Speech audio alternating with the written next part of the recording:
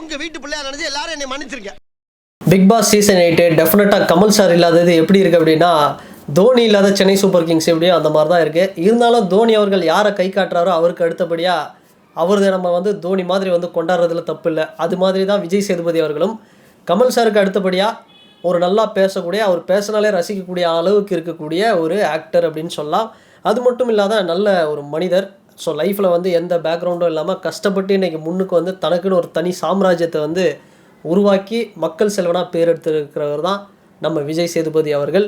So இவருக்காக இந்த show பார்க்கலாம்ப்பா அப்படிங்கிற ஒரு ஆர்வத்தை இந்த சீசனில் திரும்ப ஒரு வாட்டி வந்து தூண்டியிருக்கு அப்படின்னு தான் சொல்லணும்.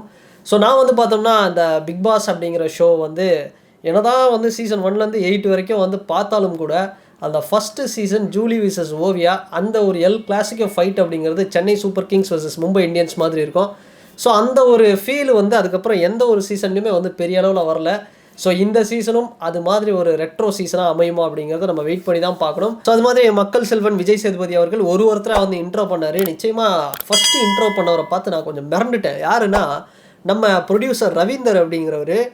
திடீர்னு வந்து ரவீந்தர் அப்படின்னு மொட்டையாக சொல்லும்போது ஒருத்தர் வந்தார்.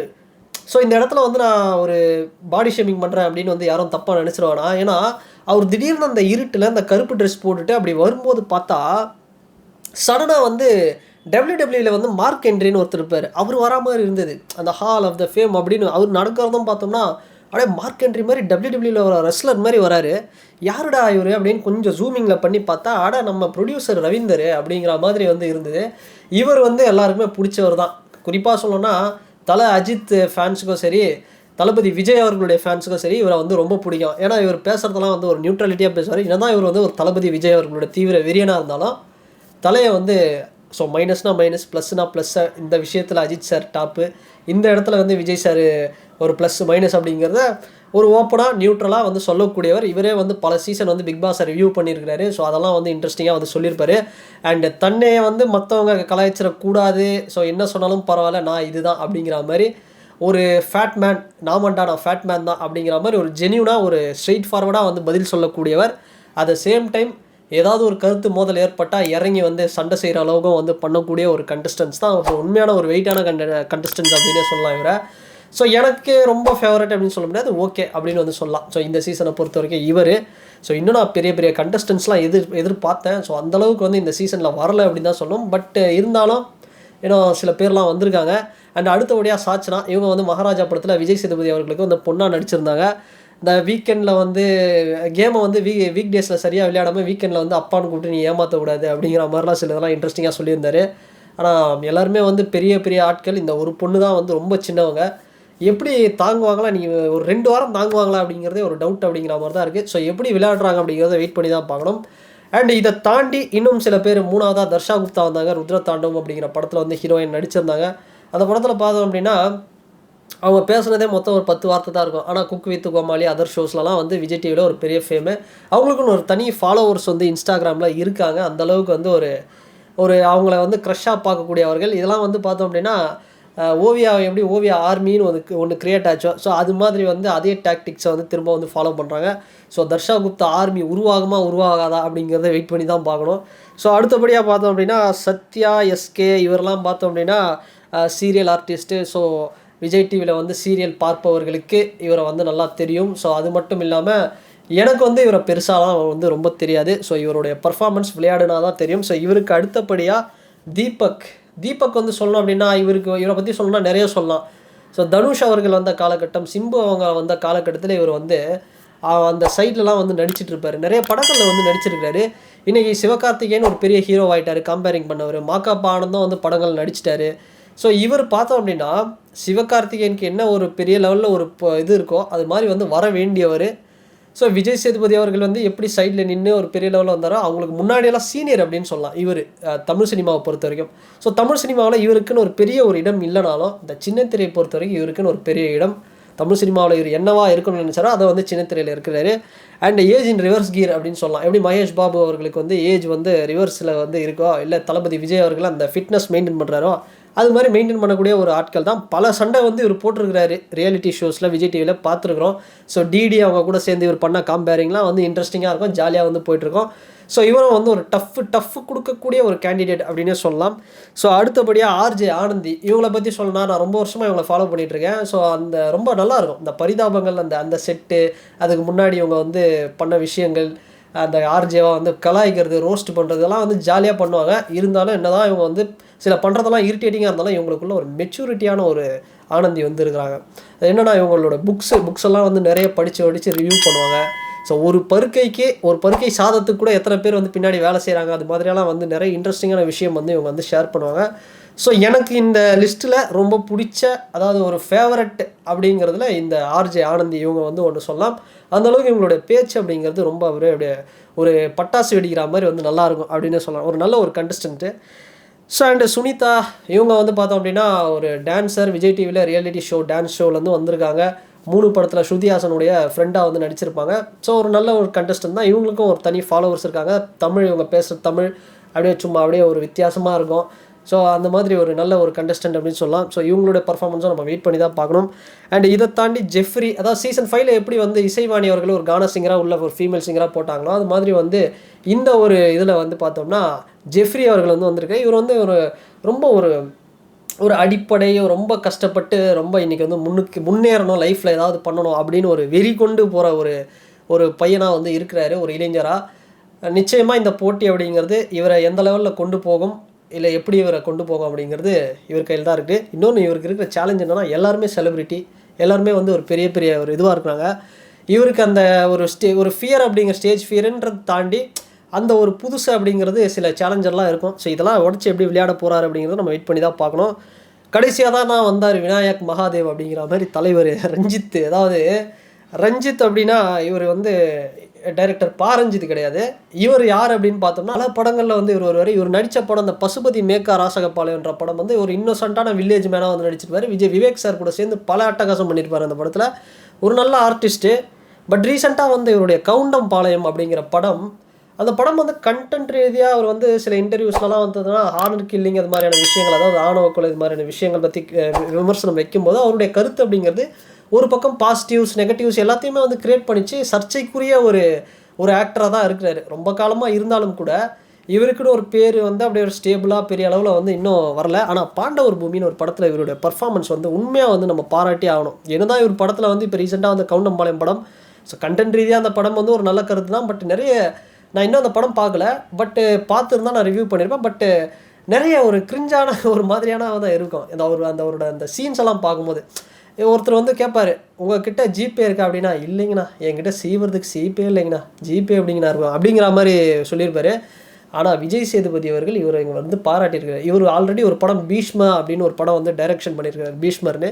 அந்த படம் சூப்பர் படம் அப்படின்னு சொல்லியிருக்காரு. அப்போது இடையில் இந்த கவுண்டம்பாளையம் படம் என்னாச்சு அப்படிங்கிற மாதிரி வந்து விஜய் சேதுபதி அவர்கள் இன்டைரக்டாக கேட்டிருப்பாரு.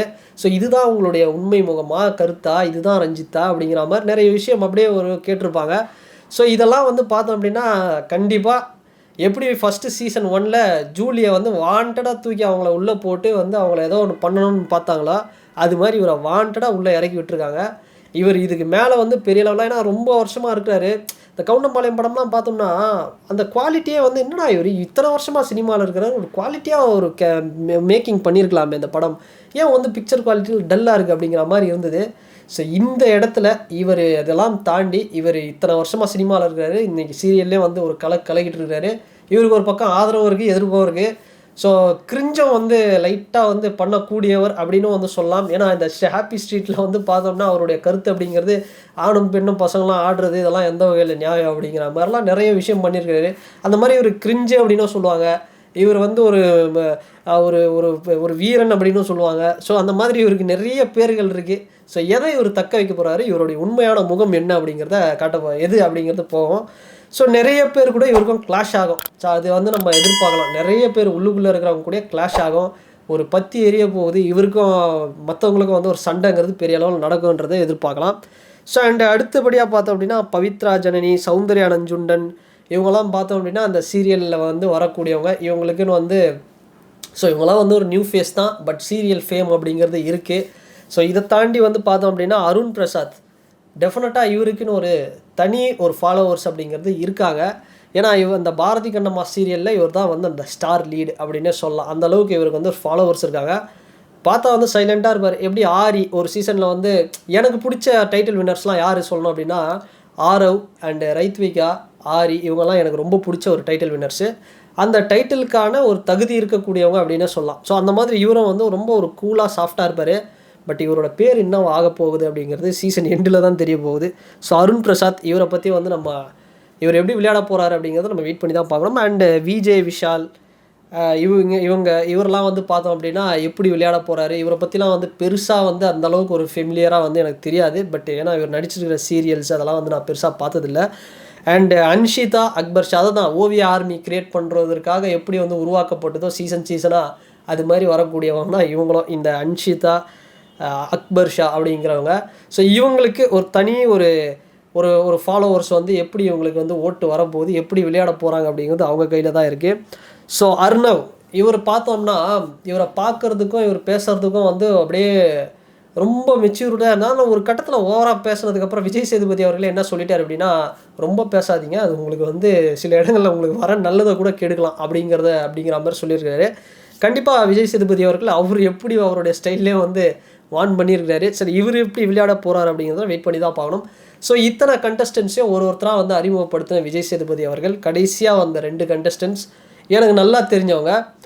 முத்துக்குமரன் இவரை பற்றி சொல்லணும்னா இவருடைய தமிழ் உச்சரிப்பு அப்படிங்கிறது ரொம்ப பிடிக்கும். இவரும் வந்து விஜய் டிவியிலேருந்து இந்த தமிழ் பேச்சு அது மாதிரிலாம் நிறைய இவருடைய ஸ்பீச்லாம் சூப்பராக இருக்கும். கண்டிப்பாக இவருடைய அந்த ஃபுட்டு சாப்பிட்ற ரீல்ஸ் எல்லாம் பார்த்திங்கன்னா கண்டிப்பாக மிரண்டுருவீங்க. ஏன்னா இவர் சாப்பிட்றது எப்படி உட்காந்து சாப்பிடுவார்னா, நம்ம தமிழ் சினிமாவில் நெப்போலியன் சாரோ ராஜ்கிரண் சாரோ எப்படி வந்து உட்காந்து சாப்பிடுவாங்க, நான் டெமோ காட்டுவாங்க, அது மாதிரி வந்து உட்காந்து சாப்பிடுவார். இவர் சாப்பிட்றதெல்லாம் பார்த்தோம்னா நான் வெஜிடேரியன்ஸ்க்கு கண்டிப்பாக வந்து வாயில் எச்சி ஊறும். அந்த மாதிரி வந்து ஒரு வித்தியாசமாக வந்து போட்டு குழச்சி அடிச்சுட்டு இருக்கிறாரு. அந்தளவுக்கு அவர் பேசுகிற ஸ்லாங்கு அது வேறு லெவலில் இருக்கும், அந்த மாதிரி இருக்கும். ஸோ அந்தளவுக்கு ஒரு சூப்பராக பேசக்கூடியவர் தான். ஸோ அது மட்டும் இல்லாமல் மந்த் எண்டு டைம்லலாம் இவருடைய இவர் சாப்பிட்ற வீடியோலாம் பார்த்தோம்னா கண்டிப்பாக நம்ம வந்து ஏதாவது ஒரு அவசரப்பட்டு நம்ம எதையாவது ஆர்டர் போட்டுருவோம். அந்தளவுக்கு நம்ம கிரேவிங்ஸை வந்து தூண்டக்கூடிய அளவுக்கு இவருடைய வீடியோலாம் இருக்கும். ஸோ நல்ல தமிழ் பேசக்கூடியவர், இந்த டைட்டில் அடிக்கக்கூடிய அளவுக்கு ஒரு தகுதி இருக்குது இவர்கிட்ட அப்படின்னே சொல்லலாம். ஒரு நல்ல ஒரு வயசு கம்மியாக இருந்தாலும் ஒரு மெச்சூர்டான ஒரு பர்சன் அப்படின்னே சொல்லலாம். ஸோ அதுக்கப்புறம் லாஸ்ட்டாக ஜாக்லின் இவங்களுக்கு வந்து அறிமுகம் தேவையில்லை. விஜய் டிவியில் எப்படி டிடி பிரியங்கா இவங்களோ அந்த மாதிரி இவங்க. ஸோ இவங்களுடைய இதெல்லாம் நம்ம பார்த்துருப்போம். ஸோ நான் வந்து பார்த்தோன்னா என்னென்னா கேபிஒய் சீசனில் இவங்க கம்பேரிங் பண்ண சீசன் 5லலாம் அப்படியே ரக்ஷன் அவங்க கூட வந்து அப்படியே கம்பேரிங் பண்ணதெல்லாம் வந்து ஒரு நல்லா அப்படியே படபடன்னு பேசக்கூடிய ஒரு பெண் தான் இவங்க. ஸோ நல்லாயிருக்கும், ஒரு தெரிஞ்ச முகம். ஸோ எல்லாருக்குமே வந்து ஒரு ஃபெமிலியர், ஒரு நல்ல அந்த விஜய் டிவி வீட்டு செல்லப்பெண் அப்படிங்கிற பேர்லாம் இருக்குது.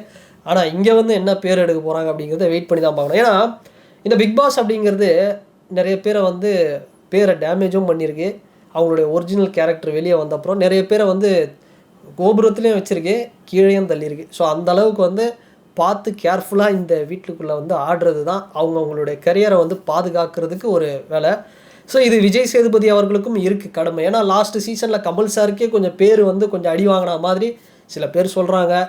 பட்டு இருந்தாலும் வந்து கமல் சார் மேலே பெரிய அளவில் எந்த தப்பும் இல்லை அப்படின்னு தான் வந்து நான் சொல்லுவேன். இங்கே வந்து ஒரு ரியாலிட்டி ஷோ அப்படிங்கிறத தாண்டி கண்டஸ்டண்ட்டும் சரி, அதை தொகுத்து வழங்குற அந்த பிக் பாஸ் அவங்களும் சரி, எல்லாருமே வந்து ஒரு ஸ்ட்ரைட் ஃபார்வர்டாக ஒரு நேர்மையாக விளையாடினா அவங்களுடைய அந்த ஒரிஜினாலிட்டி அதுதான் வந்து இங்கே தேவை. அதனால் இது சரி இது தப்பு அப்படிங்கிறத தாண்டி அவங்களுடைய ஒரிஜினாலிட்டியோடு அங்கே நிற்கிறது தான் வந்து ஒரு ப்ளஸ் அப்படின்னு சொல்லலாம். ஸோ வெயிட் பண்ணி பார்ப்போம். விஜய் சேதுபதி அவர்களுக்கும் வந்து ஒரு நல்ல இதுவரைக்கும் நல்ல பேர் இருக்குது. இங்கே எப்படி அதை வந்து அவர் கொண்டு போக போகிறாரு அப்படிங்கிறது அவர்கிட்டயும் இருக்குது. ஸோ அவருக்காகவே இந்த சீசன் ஓரளவுக்கு பார்க்கலாம் அப்படிங்கிற மாதிரி ஒரு ஆர்வத்தை தூண்டியிருக்கு. ஸோ டெய்லி வந்து வீடியோஸ் போட முடியுமா அப்படின்னு தெரியல. பட் முக்கியமான ஈவெண்ட்ஸ் எல்லாம் வந்து எடுத்து ஒரு வீடியோவாக பண்ணணுன்னு இருக்கேன். ஸோ தொடர்ந்து சப்போர்ட் பண்ணுங்கள். அண்டு இந்த வீடியோ பற்றின உங்களுடைய கருத்துக்கள், பிக் பாஸ் சீசன் 8 பற்றின உங்களுடைய கருத்துக்கள் என்ன அப்படிங்கிறத, உங்களுடைய இதில் இருக்கக்கூடிய ஃபேவரட் கண்டஸ்டன்ஸ் யார் அப்படிங்கிறதையும் இந்த கமெண்ட் செக்ஷனில் பதிவிடுங்க. அண்ட் இந்த வீடியோ உங்களுக்கு பிடிச்சிருந்தா லைக் பண்ணுங்கள், ஷேர் பண்ணுங்கள், கமெண்ட் பண்ணுங்கள், சப்ஸ்கிரைப் பண்ணுங்கள். அண்ட் வேறு ஒரு வீடியோவில் வேறு ஒரு கண்டென்ட்டில் நான் உங்களை பார்க்குறேன். பாய்.